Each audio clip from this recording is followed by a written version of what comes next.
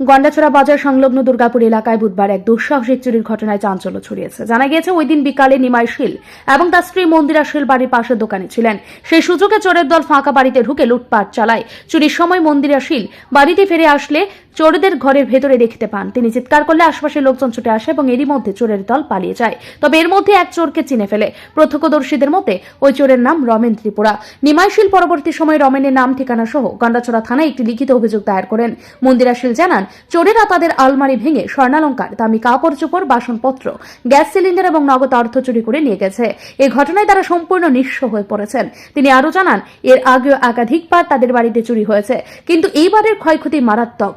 মন্দিরা শীল অভিযোগ করেন, বাম আমলে নিমাই শীলের অটো স্ট্যান্ড সংলগ্ন বাড়ি ও দোকান ভিটি ডজার দিয়ে গুঁড়িয়ে দেওয়া হয়। তখন তিনি তার স্ত্রী এবং একমাত্র মেয়েকে নিয়ে 8 বছর যাবৎ একটি ছোট টং ঘরের মধ্যে কাটান। বর্তমানে সরকারের 2 বছর আগে তাদের আগের বাড়ির পাশে 3 গন্ডা জমি দিয়ে তাদের বসবাসের ব্যবস্থা করলেও চুরির ঘটনা প্রমাণ করে তারা এখানেও নিরাপদ নন।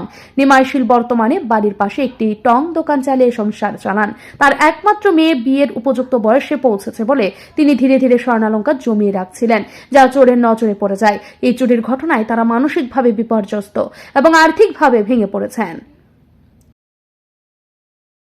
একটা মাত্র মেয়ে, আমি খুব কষ্টে মেয়েটারে বড় করছি।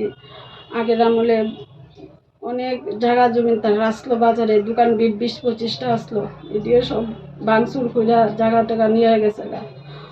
মেয়েটারে খুব কষ্টে আমি বড় করছি। অনেক কিছু কষ্ট মষ্টের সামনে জিনিস টিনিস বানাইছি, এদিও চুরের দল সব লইয়া গেছে। আর আর কোনো বাঁচার উপায় নেই, কেমনি আর বাঁচুন।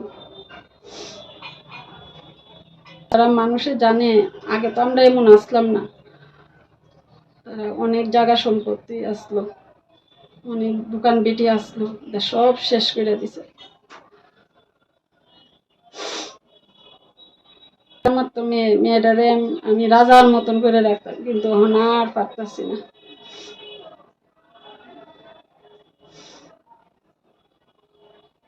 দুর্গাপুর,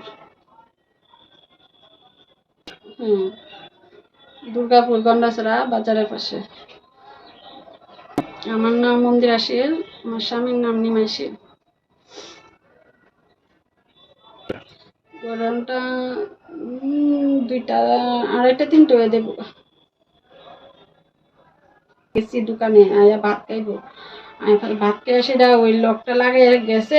আমি আইতে আইতে মানে 2 মিনিট হইতো না, 2 থেকে 4 মিনিট দোকান থেকে ঘরে আইতে আইতে আইতে এই অবস্থা।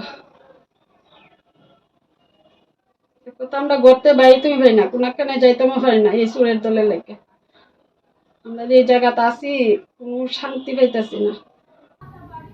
চুরির ঘটনায় স্থানীয়দের মধ্যে আতঙ্ক ছড়িয়ে পড়েছে। তার দাবি জানিয়েছেন, পুরাতন তহসিল কাছারি অটো স্ট্যান্ড এলাকায় রাত দিন পুলিশি টহল বাড়াতে হবে এবং অবিলম্বে অভিযুক্ত রমেন ত্রিপুরাকে গ্রেপ্তার করে চুরি যাওয়া সামগ্রী উদ্ধার করে নিমাই শীলের হাতে ফিরিয়ে দিতে হবে।